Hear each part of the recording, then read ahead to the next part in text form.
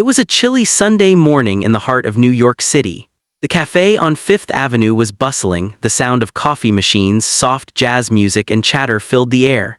People came and went, each lost in their own world. But then, amidst that warm hum of life, a sharp cry sliced through the air, a baby's wail.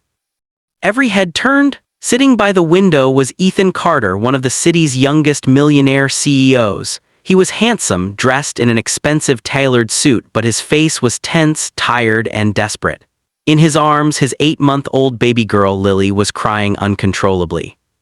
Ethan had been trying to calm her for over 15 minutes. He rocked her, whispered gently, even offered her milk, but nothing worked. He wasn't used to this: diapers, sleepless nights, bottles. That had been his late wife's world. She had passed away in a car accident 6 months ago, and since then Ethan's life had been falling apart. He had all the money in the world, but no peace, no warmth, no idea how to be both a father and a businessman at once.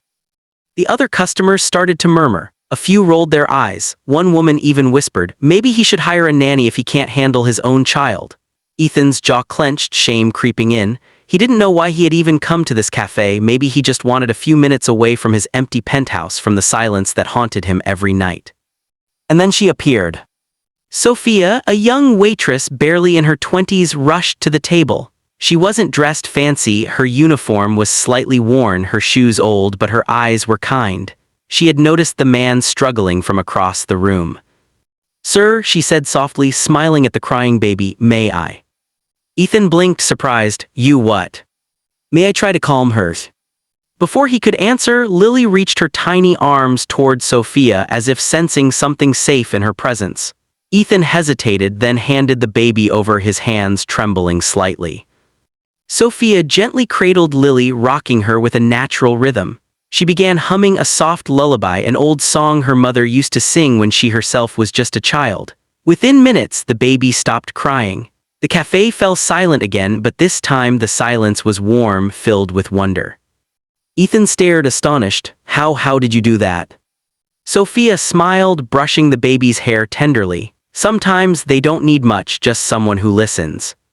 That simple line struck him harder than he expected. Someone who listens, that's what Lily had been missing and what he had been too lost to give.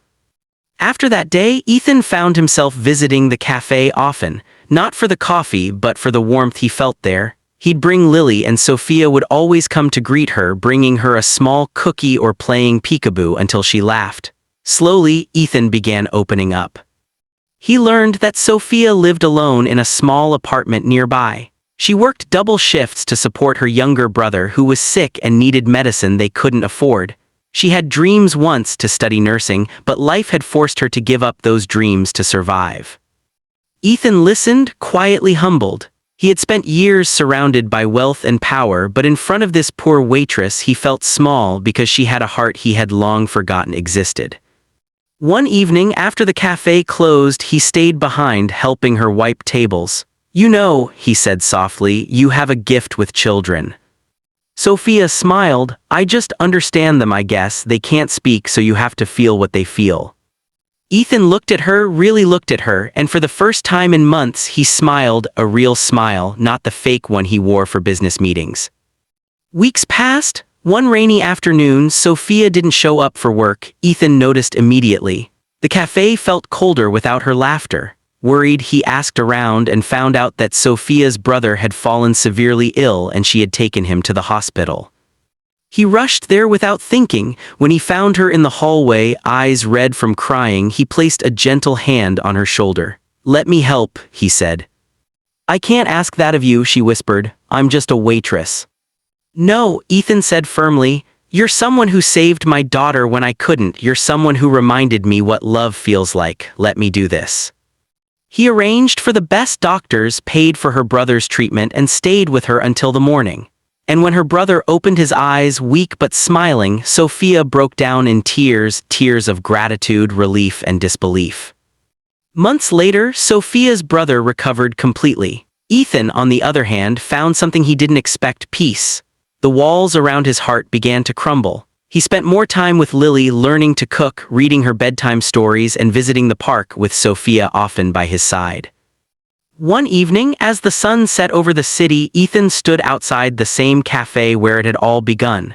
Lily was asleep in Sophia's arms. He looked at them, two souls who had unknowingly saved him. "Do you ever think," he said quietly, "that some people are meant to walk into your life just when you've given up on everything?" Sophia smiled softly. "Maybe those people are angels in disguise." Ethan took a deep breath. "Then you must be mine." Tears shimmered in Sophia's eyes as Lily stirred and giggled softly in her sleep, as if agreeing. That night, Ethan made a decision. He reopened Sophia's dreams, sponsoring her nursing education, hearing her part-time at his company's charity foundation, and most importantly, keeping her close. Over time, their bond deepened not out of wealth or pity, but out of shared pain and unexpected love. And 1 year later, in that same cafe where it all started, Ethan knelt down, Lily between them, and asked Sophia to be part of their family forever. She said yes.